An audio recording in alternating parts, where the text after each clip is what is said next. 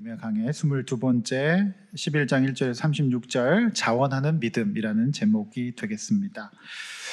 믿음과 행위를 설명하는 성경은 신약의 야고보서이지요. 야고보서는 믿음과 행위가 분리될 수 없다라고 말하고 있습니다. 우리 개신교회는 종교 개혁을 통해서 만들어지게 됩니다. 종교 개혁 시대의 로마 가톨릭 교회는 말도 안 되는 어떤 그런 이제 이 율법을 만들어서 면죄부를 사면 구원받는다 이런 얘기를 했고요. 여러 가지 율법을 가지고 부패했었습니다. 그래서 루터랑 칼빈이라고 하는 사람들이 그 당시 시대가 문예부흥, 르네상스 시대의 영향을 받아서 다시 원문으로 돌아가자. 그러니까 과연 그러면 성경에는 어떻게 돼 있나? 성경을 봐야지 어떤 행위나 율법 갖고 하는 게 아니지 않느냐 하면서 말씀을 번역합니다. 그것이 바로 이제 종교 개혁이라고 하는 겁니다. 그래서 우리 개신교가 중세시대 이후에 나오게 되고요. 칼빈이라고 하는 사람을 중심으로 장로교회가 만들어지고 성경을 해석하고 말씀대로 믿는 믿음을 강조하게 됩니다. 그런데 이 칼빈이요, 이 야고보서 주해를 쓰지 않았습니다. 모든 성경의 주해를 다 썼는데 왜 안 썼을까요? 야고보서는 행위를 강조하고 있기 때문이에요. 그러면 만약에 그거를 지지하면 살짝 그 로마 카톨릭을 지지하는 느낌이 받을 수가 있고 그런 시대적 분위기 때문에 이 칼빈은 믿음으로 구원받는다라고 하는 예정의 신앙을 굉장히 강조를 많이 한 겁니다.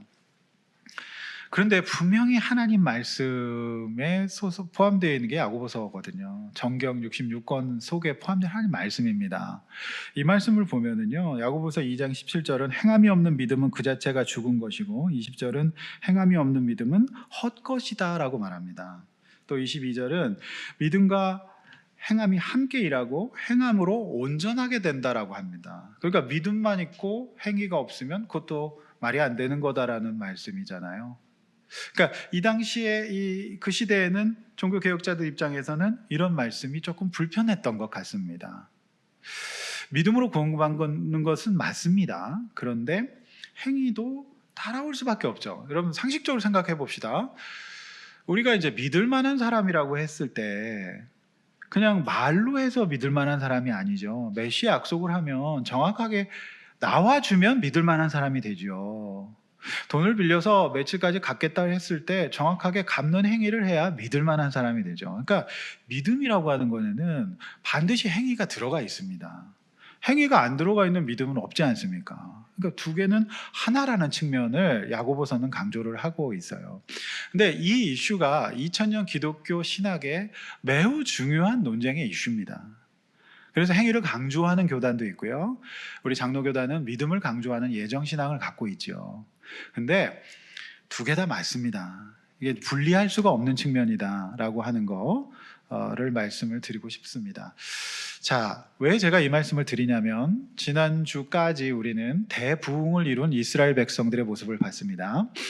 포로 생활에 돌아와서 어렵사리 성전과 성벽을 재건하고 성경 말씀을 낭독하며 조상들의 죄를 회개하고 하나님 앞에서 저마다 자복하고 영혼의 샬롬을 얻었습니다.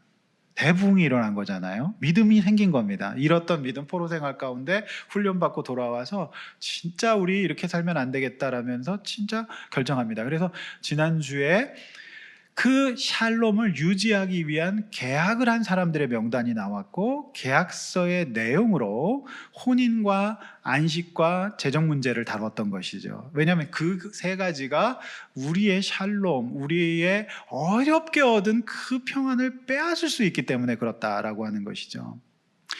자, 그래서 계약까지 마쳤습니다. 그러면 이제 주님께서 우리에게 뭘 말씀하시느냐? 이제 우리에게 순종과 행위를 요구를 하시는 겁니다. 이제 해보라는 겁니다. 네.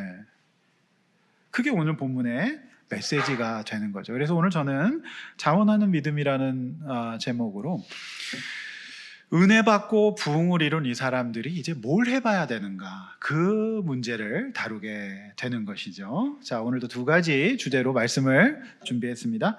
자, 첫 번째입니다. 본론입니다. 믿음의 행위로 예루살렘에 거주한 사람들, 1절에서 19절 말씀 보시면 알 수가 있습니다. 이게 분량이 너무 많아서 제가 다 실어놓지는 않았으니까 여러분 양해해 주시기를 바라고요.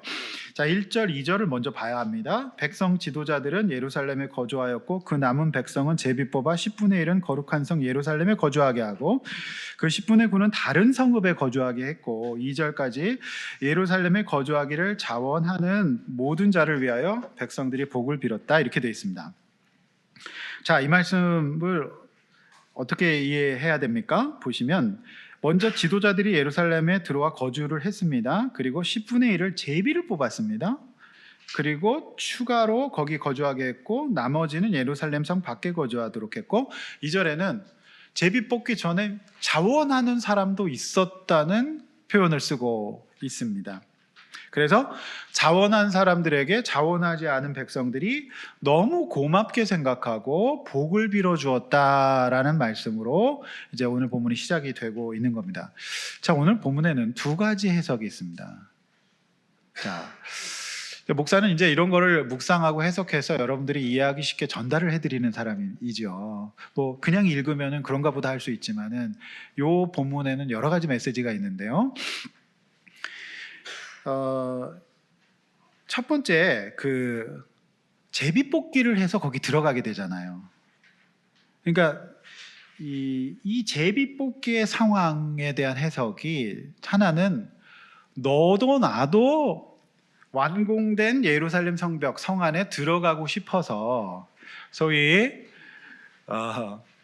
성경 최초 이제 이 분양, 우리가 이제 분양 신청해서 제비 뽑기 하듯이 당첨되는 그 일이다. 그러니까 서로 들어가려고 했기 때문에 이 예루살렘에 분양을 한 거다. 그러니까 너무 들어가고 싶으니까 거기서 10분의 1만 들어갔다라고 하는 겁니다. 그 해석이 있고 또 하나 해석은 안 들어가려고 해서 서로 안 들어가려고 해가지고 자원하는 일부가 있었고 그 다음에 지도자들이 먼저 들어갔고 그래도 이 도시 기능이 안 되는 겁니다. 성전하고 성벽은 덩그러니 지어졌는데 여러분 집은 사람이 안 살면 폐가가 되거든요.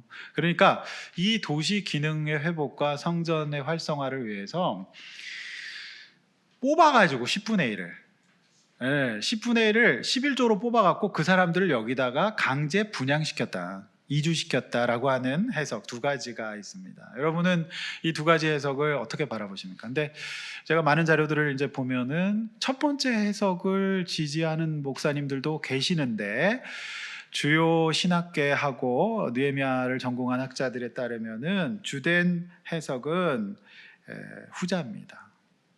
안 가고 싶은 거예요. 자, 그거는 느헤미야서 제가 그동안 쭉 설교했는데 이 문맥을 통해서도 금방 파악을 할 수가 있는 부분입니다. 자, 느헤미야 1장 2절 하반절에서 3장 7절, 7장 4절 앞에 보시면서 지난간 말씀 한번 읽어볼게요. 시작. 예루살렘 사람들이 형편을 물은즉 그들이 내게 이르되 사로잡힘을 면하고 남아있는 자들이 그 지방 거기에서 큰 환난을 당하고 능욕을 받으며 예루살렘 성은 허물어지고 성문들은 불탔다 하는지라. 그 성읍은 광대하고 그 주민은 적으며 가옥은 미처 건축하지 못하였음이니라. 네, 그래서 저는 두 번째 해석이 맞다고 보는 겁니다. 주된 해석이기도 하고요. 그러니까 이곳은요, 이 말씀처럼 성읍은 광대한데 주민은 없어요. 가옥도 없어요. 그리고 여기에는요, 이방인들이 굉장히 저주를 해요. 그리고 수시로 습격하고 강도짓을 합니다. 왜 그럴까요? 거기 하나님의 전이 서는 게 싫은 겁니다.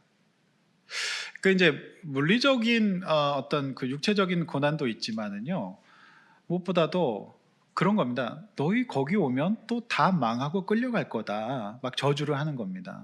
여러분 그 사람이 교통사고 당하면 교통사고 당한 그 자리에 참 가기가 어렵답니다. 또 누가 가족들이 뭐 익사사고를 당하면 그 물에 참 가기가 어렵다는 겁니다. 그러니까 너네 거기 가면 또 경을 칠 거야. 거기는 저주받은 곳이야. 너희들이 뭘 한다고 하는데 여우가 올라가도 무너질 거야 하면서 굉장히 그 무의식적인 역동이 일어날 수 있는 상처의 자리가 바로 예루살렘 성입니다. 심지어 많은 백성들이 그 어떤 왕은 눈까지 뽑혔고요. 거기서 끌려갔고 다 다 망해서 불더미, 그게 다 타버린, 돌마저 타버린 그런 장소였거든요. 그러니까 이거는 살짝 그 공포의 장소 비슷한 겁니다. 그리고 아픈 장소고 들어가기가 싫고 무엇보다도 시설이 없어요. 집도 없고요. 그냥 들어가 거기 산다는 것 자체가 그냥 고생길이 예견되는 그런 장소였던 것이죠. 그러니까 지금 보십시오. 그렇게 은혜를 받았어요. 하나님이 함께 하십니다. 52일 만에 성벽 재건이 됐어요. 그리고 하나님의 성전인 그 하나님의 임재의 상징인 성전마저 완공이 됐습니다. 그런데 믿음으로 은혜를 받고 대부흥을 이뤘는데 막상 들어가서 살래니 부담스럽고 무섭고 불편한 거예요. 3차에 걸쳐서 귀환한 백성들은 이미 예루살렘 성만 빼놓고 주변에 편벽한 집을 지어놓고 잘 살고 있었던 측면이 있거든요. 누가 봐도 고생입니다. 그러니까 유성이 지금 군대 가면은 거기가 예루살렘 성이에요. 아무리 군대 좋다 해도 이제 겪어보지 않은 일들을 많이 겪을 겁니다. 인격 없습니다. 그 여러 가지 그것도 겪을 겁니다. 그런데 여러분, 저는 저희 아들이 군대 갔다 와서 많이 성장했다고 저는 생각합니다. 가야 돼요. 가장 어리석은 거는 부모님들이 백 써서 군대 빼는 겁니다. 그러니까 여러분 보십시오. 안 가요. 힘든 곳이에요. 근데 이게 이상하잖아요. 대부흥을 이뤘어요. 울고 불고 난리가 났습니다. 근데 막상 행위를 하려니 힘든 상황이다. 그래서 두려웠던 거죠. 그래서 여기서 3가지 종류의 행위가 나옵니다. 은혜를 받긴 받았어요. 그 첫 번째는 2절에 나오는데요. 자원이에요. 이 사람들은 되게 소수였던 모양이에요. 먼저 지도자들이 자리를 잡고요. 그래, 내가 먼저 가서 살겠다. 그렇게 하고 소수의 무리가 자원을 합니다. 이게 대단하죠. 그러니까 이 사람들은 오감이죠. 우리가 보고 듣고 이런 느끼는 거 있잖아요. 근데 이 오감의 영역에 있는 것들은 제가 수요일 날도 말씀드렸지만 그건 과학자입니다. 오감은 메시지가 불안을 줘요. 거기 가면 되게 고생할 거다. 근데 이 사람들은 오감을 넘어서 버리는 믿음이 있었어요. 하나님 함께 하시면 괜찮을 거다. 하나님 지켜주실 거다. 인도하실 거다. 이런 생각을 갖고 자원을 해버린 소수의 사람들이 있었어요. 근데 지도자들과 자원한 사람이 있었는데 너무 이게 사람이 적은 거죠. 성도 여러분, 자원은 하나님 진짜 기뻐하시는 일이기는 합니다. 성경 시편 110편 3절, 출애굽기 35장 21절 한번 읽어보실까요? 앞에 보시겠습니다. 시작. 주의 권능의 날에 주의 백성이 거룩한 옷을 입고 즐거이 헌신하니 마음이 감동된 모든 자와 자나오는 모든 자가 와서 회막을 짓기 위하여 그 속에서 쓸 모든 것을 위하여 거룩한 옷을 위하여 예물을 가져다가 여호와께 드렸으니. 여기서 이제 헌신하다와 자원하는 모든 자의 원어가 똑같은 히브리어 원어인데요. 같은 단어인데 자발적인 헌신이에요. 너무 기쁨으로 망설이지 않고 계산하지 않고 하나님 앞에서 감사함으로 기쁨으로 자원했다라고 하는 것이죠. 네. 여러분, 우리 자녀들을 위해서 물질을 쓰고 애들을 공부하는 데 쓰고 뭐 이런 것들은 진짜 하나도 안 아깝거든요. 그게 바로 자원하는 마음입니다. 그렇죠? 네. 그러니까 이거를 하나님 되게 기뻐하시는 거죠. 그래서 이들이 어떻게 되는지는 뒷부분에 또 나옵니다. 그래서 자원은 굉장히 아름다운 거예요. 그래서 교육과정에 자원봉사를 넣는 이유가 자원하면은 그 아이가 굉장히 성장하기 때문입니다. 자원봉사는. 네.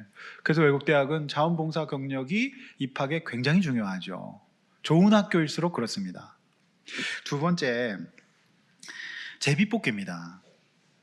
자, 리더들이 들어왔고 자원하는 자들이 들어왔는데 그들만으로는 너무 부족하잖아요. 그러니까 이스라엘 공동체는 주변의 성에 이미 자리 잡고 편벽한 집에 살고 있는데 지원자가 없는 거죠.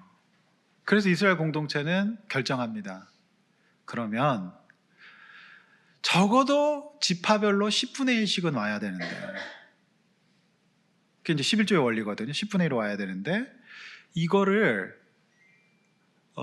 너를 보내소서 막 이렇게 하면서 하는 게 아니라, 이거를 인간의 의지나 판단이 들어가지 않는 하나님의 뜻으로 받아들일 수 있는 방법인 제비를 뽑아서 그 사람들은 군말 없이 들어가서 살기로 결정하자, 이렇게 했던 겁니다. 근데 놀랍게도 이 제비 뽑기, 난 못해, 나 그날 재수없어 갖고 뽑히면은 나 거기 들어가야 되는 거 아니냐, 이렇게 생각해서 안 뽑을 수도 있지 않습니까? 그런데 이 백성들은 그 제비 뽑기에 순종을 합니다. 네. 그래서 뽑은 사람, 지파별로 10분의 1씩 뽑은 사람들까지 들어와서 예루살렘 성이 이제 자리를 잡게 되는 겁니다.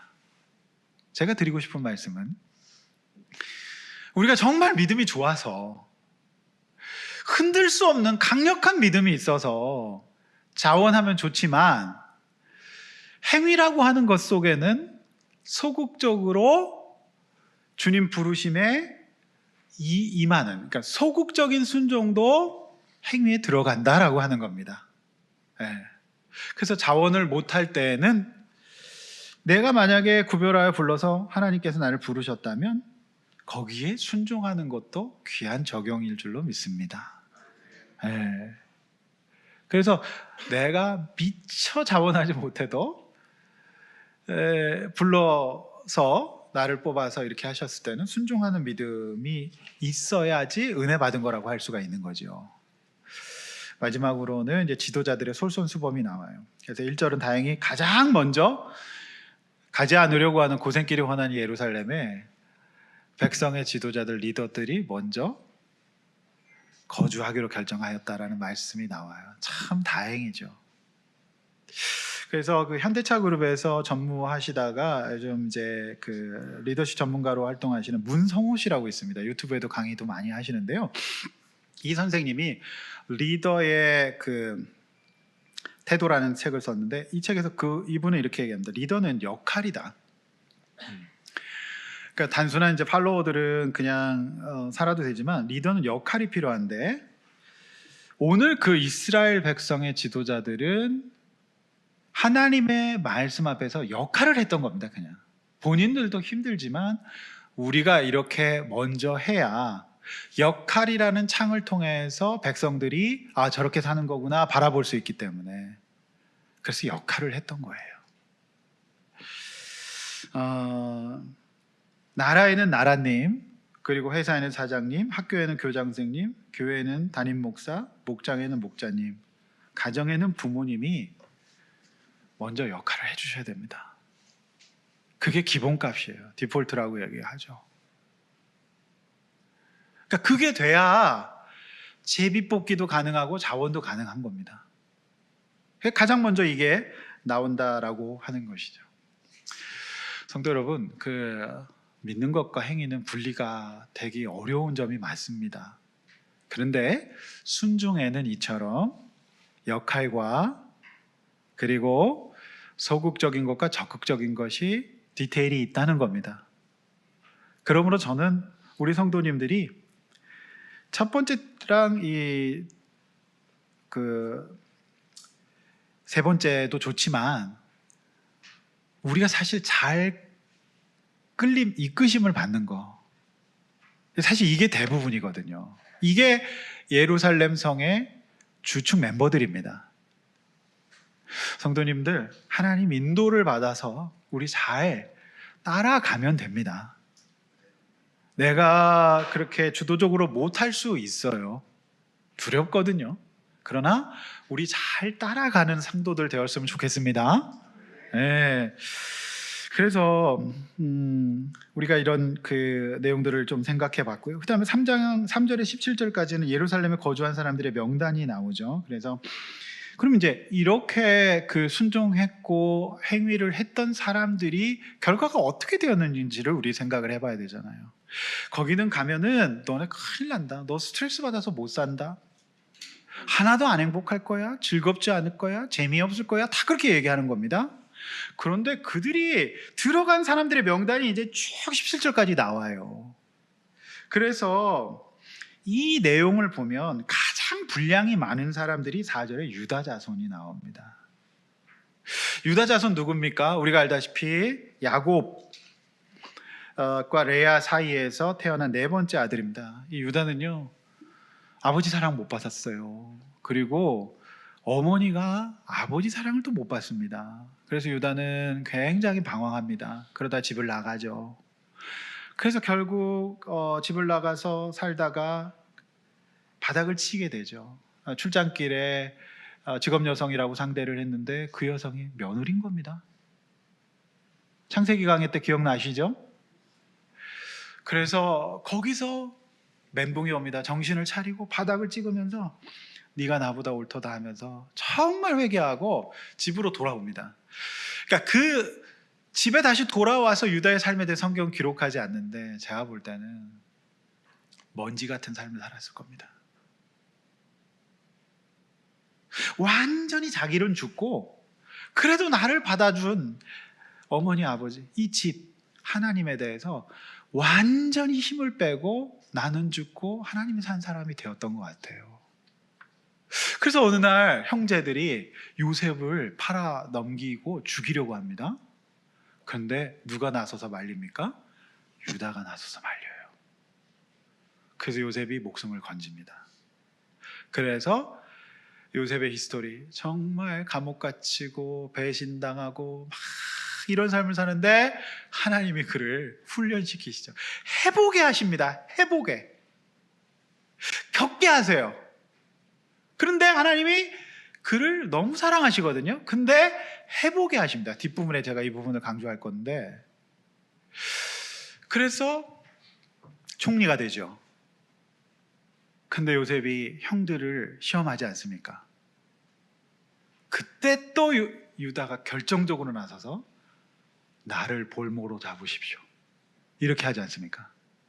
그래서 그때 이제 요셉의 마음이 풀리고 형제들이 이제 하나 되어서 애굽에서 큰 백성을 이루어 출애굽하게 되는 그 역사예요. 그러니까 유다는요, 왜 이렇게 오늘도 이 지파는 왜 이 적용을 할 수 있을까? 내가 죄인이고 내가 별로 선하지 않고 하나님 은혜 아니면 못 산다는 그 낮아진 마음에 은혜가 있었던 거예요. 그것 때문에 그는 오늘도 주도적인 역할을 하게 됩니다. 그래서 6절에 보면 베레스 자손이 나오죠. 이 베레스 자손은 유다 지파의 대표 지파입니다. 대표 자손이에요. 그리고 그 명단이 쭉 나오잖아요. 주된 명단이에요. 성도 여러분, 앞에 한번 보십시오. 우리의 삶이요, 하나님 그냥 좀 은혜를 주셨고 그냥 좀 너무 샬롬하게 하셔서 그냥 좀 살도록 해주시면 안 될까요?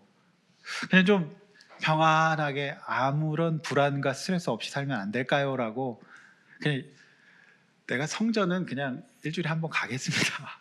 근데 그냥 나는 주변부에서 편벽한 집에서 좀 평안하게 스트레스 없는 곳에서 좋은 학교 내에서 잘 살면 안 될까요? 이렇게 생각하실 수 있잖아요. 근데 하나님은 왜 이 이스라엘 백성에게 누군가는 거기 들어가서 살아야 될 거라고 왜 행위를 요구하실까요? 여러분, 이 생각 해보셔야 됩니다. 왜 그러시는 걸까요? 저는 이 방법을 늘 제가 하고 있는 제 방법, 제가 제일 잘하는 방법으로 설명해 보려고 해요.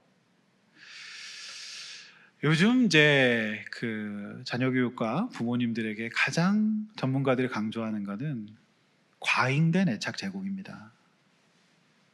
예전에는 그게 참 없었는데 하나 둘 이렇게 기록이 있기 때문에 과잉된 애착을 많이 제공하시게 되거든요. 이 애착이라는 거는 애가 태어나면은 부모님이 전적으로 애에게 반응해 주는 겁니다. 사랑 주고 울면 가고 기저귀 갈아주고, 그래서 한 돌 지날 때까지 정말 엄마의 애착이 필요한 겁니다. 근데 이 애착이 부족한 것이 문제가 많이 됐었습니다. 힘들었던 시절에는. 그러니까 성경에 등장한 인물들도 그렇죠. 그러면은 애착이 잘 안 되면 굉장히 이제 자아가 잘 안 생깁니다. 견디질 못하죠. 근데 이제 요즘에 주된 이제 전문가들의 지적은 과잉애착이라고 하는 거예요. 그러니까 정서적인 이제 그 비만이 생긴다라고 하는 거죠. 그러니까 우리가 성장하는 길에 있어서는요, 반드시 전적인 사랑이 필요합니다. 그런데 전문가들은, 학자들은 이 과정을 통해서 우리가 해야 될 일은 개별 분리와, 즉 이제 애가 애착을 제공받은 다음에 엄마의 사랑을 받잖아요. 그 다음에 어느 정도 성장하면 엄마가 나만의 엄마가 아니고 엄마는 아빠의 사람일 수도 있구나라는 것이 일어나야 됩니다. 그리고 이제 아빠를 또 받아들이고 이제 엄마 아빠만 있는 게 아니라 나에게는 친구들도 있는 것이고 사람들도 있는 것이고 드디어 내가 있는 것이구나, 이렇게 이제 분리가 돼야 됩니다. 그런데 분리가 되는 과정에서 반드시 필요한 부분이 뭔지 아십니까? 내가 직접 해보는 거예요. 그러니까 제가 얼마 전에도 인용을 해드렸는데요. 그 유한옥이라고 이제 잠실 쪽에 개업하시는 굉장히 유명한 소아정신과 의사 선생님이 있고요. 그다음 아주대의 김경일 선생님 같이 쓴 적절한 좌절이라고 하는 책이에요. 불편이라고 하는 책이죠. 이 내용에 보면은 선생님들이 이렇게 얘기합니다. 어느 정도 성장하게 되면은 이제 이건 내가 해야 될 일이라고 경계를 설정해주고 해보도록 해야 된다. 스스로 해결할 수 있도록. 그게 중요하다라고 말합니다. 그러니까 요즘은 이런 적절한 경계 없이 무제한으로 정서적 영향을 공급하는 경우가 많아서 하나만 키우니까요. 그래서 정서적 비만에 걸릴 수가 있다는 겁니다. 선생님들은 이렇게 얘기합니다. 정서적 비만 상태에 있는 사람은 좌절에 대한 내성이 낮아서 작은 실패나 비판에도 쉽게 넘어진다. 누군가의 위로나 지지가 없으면 감정적으로 크게 흔들리고 외부로부터의 인정과 사랑 반응을 지속적으로 필요로 한다. 타인의 관심이 줄어들면 불안해하고 존재감을 확인받지 못해 힘들어한다. 자율성과 책임감이 부족해서 스스로 결정하거나 행동하는 데 어려움을 느껴서 타인의 개입이나 지시에 지나치게 의존한다. 이렇게 되면 안 된다라고 하는 거죠. 그래서 이 선생님들이 요즘 아이들은 친구와 갈등이 생겨도 부모님이 직접 나서서 해결해 줍니다. 그러니까 저는 지역사회 학폭위원으로도 활동하고 있습니다. 선생님들이 진짜 난색을 표명하는 게 애들끼리의 작은 갈등인데 그 얘기를 아이에게 들으면 부모님들이 직접 나서서 해결해 버립니다. 그러면 이 아이가 해야 될 것들을 못하게 되는 거죠. 그리고 결정을 다 부모님이 해줍니다. 부모님이 이미 결정을 해놨어요. 그걸 제일 잘하는 데가 대치동입니다. 이제 대치동에서 부모님이 스케줄 잡아준 대로 잘해서 의사가 어떤 애가 됐어요. 근데 수련을 받는 과정에 위에 스태프들한테 혼이 나니까 이 아이는 또 엄마한테 이릅니다. 그래서 이 어머니가 와서 과장을 잡습니다. 결국 그 아이는 병원을 나올 수밖에 없었어요. 이렇게 되는 겁니다. 그러니까 이 선생님들이 이렇게 얘기해요. 제 얘기가 아니라 결정해야 될 거 다 해주고 다 해결해주는 정서적인 과잉은 어떻게 되느냐? 자신의 감정을 조절하는 일마저 부모가 해결해 주기를 바란다는 거예요. 이렇게 자란 아이들은 직장에서 지적이라도 받기 시작하면 성장의 기회로 삼아야 하는데 비난으로 받아들여 퇴사를 고민하게 된다라고 하는 겁니다. 여러분, 그렇습니다. 하나님이요, 우리가 10장까지 충분한 애착을 제공하신 거예요. 지금 대부흥을 주신 겁니다. 내가 너를 사랑하고 언제나 너와 함께 하겠고 어떤 과정에도 너를 품겠다라고 하신 거예요. 너희 조상들이 어떻게 살았든지 상관없다는 거예요. 내가 너희를 돕겠고 재건하겠다는 거죠. 애착입니다. 완벽한 애착입니다. 이제 그러니까 위험하지 않다. 내가 성벽을 재건했다. 그러니 너희 이제 고안해서 한번 힘들지만 해봐라는 거예요. 이 뜻입니다. 근데 여기에 부응해가지고 자원한 사람들이 있어요. 그 사람들이 어떻게 될까요? 여러분, 6절 말씀에는요, 끝에 뭐라고 되어 있습니까? 468명인데 그 사람들이 뭐가 됐습니까? 용사가 돼요. 용사예요. 워리어가 된 겁니다. 안 해보면 용사가 안 되는 겁니다. 보십시오. 거기 들어가면 위험하다. 고생할 거다. 큰일 날 거다. 안 할 수 있습니다. 근데 말씀을 가지고 애착을 하나님의 충분한 제공을 받고 그 다음에 가서 해보는 거예요. 여러분, 그 과정을 통해서 우리는 용사가 되는 겁니다. 할렐루야. 그래서 성도 여러분, 우리가 믿음 생활하면서 크고 작은 어려움들이 있을 수 있어요. 두려움이 있을 수 있어요. 그러나 여러분, 말씀 딱 붙잡고 믿음으로 자원하시거나 아니면은 자원이 안 되더라도 말씀 인도를 받아서 제비뽑기에 순종하시면 되는 겁니다. 그랬더니 오히려 여기 들어가서 직접 해보고 이 과정을 거친 백성들이 용사가 되었다. 용사는 어떻게 됩니까? 하나님이 함께 하시는 거예요. 하나님이 지켜주시는 겁니다. 하나님이 인도하시는 겁니다. 그러니까 당연히 강해지죠. 내가 하는 것보다. 이게 바로 하나님의 뜻입니다. 저는 우리 유성이가 군대 가서 진짜 이제 용사가 될 줄로 믿습니다. 유성이의 실행이 좀 늦거든요. 그러니까 4년 반을 졸업해서 공부를 해서 내야 되잖아요. 내는 게 잘 안 되는 거죠. 그러나 이제 군대 가면은 아무도 안 기다려줄 겁니다. 바로 뭔가 엎드려 뻗쳐 나올 겁니다. 그러니 여러분, 애들이 군대 가서 성장하죠. 버텨야 되는 거예요. 할렐루야. 네. 그게 하나님의 뜻이에요. 두 번째, 예루살렘에 거주하지 못한 사람들이 나옵니다. 20절에 36절. 참 이 본문에 참 놀라운 점인데요. 위험하다고 했지만 하나님 앞에 믿음으로써, 그러니까 믿음 또는 순종, 제가 야고보서 말씀드렸잖아요. 순종하면 가장 안전할 겁니다. 믿습니까? 네. 안전해요. 놀랍게도. 여러분, 나중에 이제 공격당할 때 여러분 성전 밖이 먼저 공격 당연히 당하죠. 그러니까 하나님 안에 있는 게 가장 안전하다 이거죠. 제가 이제 이 본문을 보면서 오늘 이 명단에는요, 놀랍게도 예루살렘 성 안에 거주했던 사람들도 나오지만 성 밖의 사람들의 명단이 나오고 있어요. 왜 그럴까?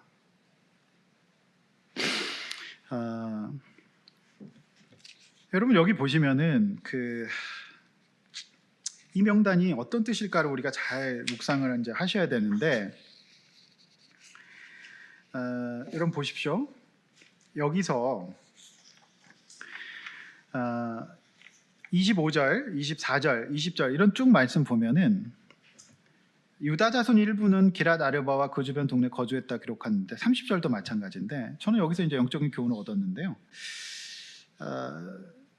지난날의 북면을 통해서 믿음을 회복하고 순종하면 좋았으련만 그렇지 하지 못한 사람들은 적어도 포로 생활에서 기환은 했습니다. 그리고 제비뽑기에 순종을 했어요. 그렇죠? 제비뽑기에 순종을 했단 말입니다. 이 제비뽑기에 순종을 했던 사람이에요. 그러나 안 뽑혔습니다. 그러니까 하나님의 완전 섭리죠. 각자 믿음의 단계에 따라서 그렇게 하셨어요. 그런데 여러분, 여기 보시면은 행위로만 치면은 바리새인이 최고거든요.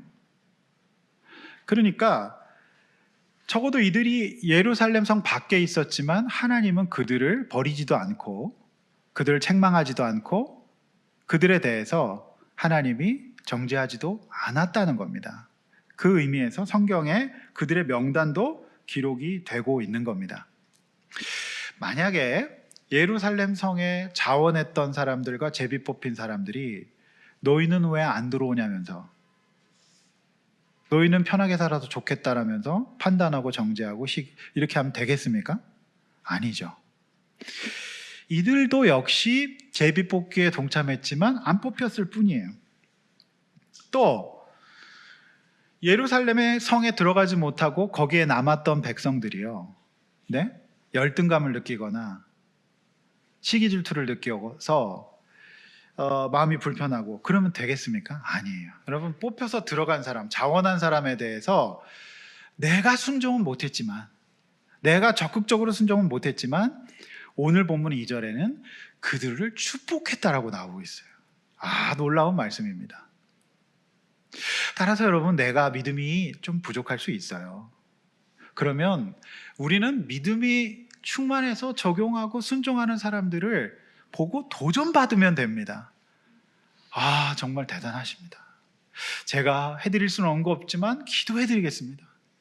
또 제가 집사님 때문에, 권사님 때문에, 장로님 때문에 도전받았습니다. 감사합니다. 저도 따라갈 수 있는 신앙을 위해서 기도해 주십시오. 이렇게 하면 되는 거 아니겠습니까? 여러분, 그런 게 필요하다라고 하는 것이죠. 성도 여러분, 우리가 각자 신앙은 다 다를 수 있습니다. 그래서 교회 안에서 이런 말씀에 대한 깊은 이해나 묵상이 없으면 열등감이나 교만에 빠질 수가 있다. 그래서 오늘 본문은 밖에 있었던 사람들도 큰 틀에서는 제비뽑기에 순종했던 사람들이고 같이 돌아온 사람이기 때문에 그들과 함께 하나님께서는 동거하는, 그러니까 샬롬을 이루는 이 말씀을 오늘 하고 있는 것이죠. 성도 여러분, 우리 모두 각자 신앙이 다를 수 있어요. 그렇지만 열등감 느끼지 마시기를 바랍니다. 또 교만 느끼지 마시기를 바랍니다. 그게 오늘 본문이 주는 성 밖에 있는 사람들에 대한 명단이 주는 교훈이라고 저는 생각을 합니다. 저는 이제 오늘 설교를 마무리해 보려고 합니다. 그런데 제가 곰곰이 묵상을 많이 해봤는데요, 믿음이 생겨서 행위를 한다는 것은 실행을 하는 거잖아요. 실행을. 그런데 제가 이 얘기는 꼭 한번 드리고 싶었어요. 실행이 잘 안 되는 사람이 있습니다. 네. 병리적일 경우에는 잘 안 됩니다. 제가 이 얘기는 꼭 드리고 싶어요. 그렇다고 믿음이 없는 거는 또 아닐 겁니다. 여러분, 우리 과학적으로 설명하면 우리 실행이라는 걸 어디서 하는지 아십니까? 여러분, 팔다리가 하는 게 아닙니다. 뭐가 실행을 시킵니까? 대답 한번 해주실래요? 뭐가 실행시켜요? 뇌죠. 뇌 중에서도 이마 밑에 전두엽이라는 데서 실행 기능을 담당하고 있습니다. 근데 실행 기능이 전두엽이 늦게 자라는 아이들, 유치원, 그러니까 초등학교 전의 아이들은 전두엽이 늦게 자라서 걔네들은 전부 다 실행이 악착같이 안 될 겁니다. 실행이라는 거는 작업 능력과 기억 능력이 붙어 있어야 됩니다. 그러니까 엄마가 심부름을 시킵니다. 가서 두부 한 모랑 콩나물 한 단 사와라. 이렇게 시키죠. 그걸 기억을 해야 내가 왜 마트를 가는지를 실행할 수 있습니다. 그런데 전두엽에서 실행 기능과 기억 기능이 붙어서 이걸 하게 되는데, 이 부분에 있어서 미성숙이나 활동이 잘 안 되면 마트를 가다가 콩나물만 기억합니다. 그러니까 기억이 나야 실행을 한다는 겁니다. 내가 왜 가는 거지? 뭘 해야 되지? 근데 아차 깜박하게 됩니다. 아까 이제 1부 예배 때 제가 그런 말씀 드렸는데, 심부름을 갑니다. 근데 옛날에는 전파상이라고 있어서 거기 텔레비가 나왔어요. 그러면은 또 그거를 보다가 내가 기억할 거를 잊어버립니다. 40대 이상은 전파상의 텔레비 보신 적 있으시죠? 그렇게 되는 겁니다. 그런데 이게 병리적으로 내가 진단한 게 아니라 전문가가 디스오더를 병리적으로 진단을 내리면 실행을 최대한 미룰 겁니다. 그래서 이 전두엽 문제가 있는 아이들은 숙제해라 하는데 악착같이 안 합니다. 이빨 닦아라, 씻어라 하는데 안 씻습니다. 최대한 미뤄요. 근데 그 아이는 뇌작동이 잘 안 되고 있는 거예요. 그거는 조금 예외로 둬야 된다는 말씀 저는 꼭 드리고 싶어요, 전문가로서. 그죠? 근데 꼭 그런 아이들 혼내면 그런 얘기예요. 꼭 내가 이제 공부 좀 하려 그러는데 엄마가 와서 공부해라 그러니까 짜증이 나서 공부하기 싫다, 다 이렇게 얘기하거든요. 안 하려고 한 건 아닌데 실행과 기억 기능이 떨어지는 친구들이 있어요. 그런데 놀랍게도 지금 이 증상이 성인들에게까지 굉장히 광범위하게 벌어지고 있습니다. 자, 이렇게 그 실행 기능이 떨어져, 즉 믿음은 있는 것 같은데 뭔가 적용이 안 돼요. 제때 안 나타난다든지 뭔가 자꾸 잊어버린다든지 자꾸 기복이 생기죠. 그러면 어려서부터 엄청나게 혼나게 됩니다. 우리나라 교육제도는 실행과 기억 기능이 전부입니다. 그러니까 엄청 혼납니다. 그러니까 계속해서 혼나면 그 아이 마음이 어떨까요? 자존감 바닥치죠. 그래서 이렇게 자란 아이들은 우울이라고 하는 증상을 함께 갖게 돼 있어요. 그래서 누가 나를 무시한다, 누가 나를 대접해주지 않는 것 같다는 거에 굉장히 예민하게 됩니다. 그러면 믿음도 날아가겠죠. 그래서 제가 여러분 이 말씀을 꼭 드리는 이유는, 첫 번째, 내가 만약에 전두엽의 실행 기능, 즉 행위가 잘 안 되는 사람이라면 일단 내 약점을 인정하셔야 돼요. 그리고 내 약점을 보강할 방법으로서 치료와 운동과 수면과 중독에 빠지지 않도록 조심하셔야 됩니다. 그런데 장점이 있고 내가 들었던 말들을 묵상하지 마십시오. 그것이 묵상되면 나는 못 삽니다. 우울해서. 그래서 나는 감사하다. 그래도 나는 최대한 미뤄서 놀랍게 벼락치기 하는 데는 대한민국 1등이다. 이런 생각을 가지셔야 돼요. 그리고 보강하셔야 돼요. 보강. 그렇죠? 예. 그리고 이런 전두엽의 실행 기능이 떨어지는 분들, 그러니까 믿는 것 같은데 행위가 절대 안 되는 사람들을 볼 때는, 그런 부모님들이 자녀를 기를 때는 기다려 주셔야 돼요. 성 밖에 산 사람들 기다려줘야 됩니다. 그리고 가끔 점검을 해주실 때 그걸로 그 인격을 짓밟지는 마십시오. 아시겠습니까? 그게 짓밟힐 일 아니잖아요. 그렇죠? 제가 이 얘기는 꼭 드리고 싶습니다. 그래서 약점과 단점 바라보고 장점 바라보면서 승리하고 관리하는 측면이 우리에게 꼭 필요할 것이다. 병리가 있다면, 이거는 내가 스스로 진단하는 게 아니라 전문가에게 진단받은 경우입니다. 나는 AD니까 이렇게 살 거야 라고 하지 마십시오. 아시겠습니까? 진단받은 경우에는 디스오더예요. 장애예요. 그래서 잘 안 될 겁니다. 그러나 연습하고 노력하면 될 수 있습니다. 일단 인정해야 되죠. 여기까지 말씀했습니다. 자원하는 믿음 가진 성도 되시길 바랍니다. 아니라면 공동체 부르심에 소극적이라도 순종하시고, 자원한 성도들은 겸손히 은혜만을 드러내고, 순종이 부족한 성도는 앞서가는 믿음의 사람에게 도전받고, 여러분, 내가 이 행위가 잘 안 되면 행위 잘하는 사람을 정말 축복해 주십시오. 대단하다. 우리 옆에 있는 분들에게 대단합니다 얘기해 보세요. 대단합니다. 어떻게 그렇게 사세요? 얘기해 보세요. 어떻게 그렇게 사세요? 한 번 더, 어떻게 그렇게 성실하세요? 네, 그러나 나도 열심히 따라가겠습니다. 이렇게 해서 성 안팎이 평안한 가족들 되시기를, 우리 교회 되기를 주의 이름으로 축원합니다. 찬양하고 기도하겠습니다.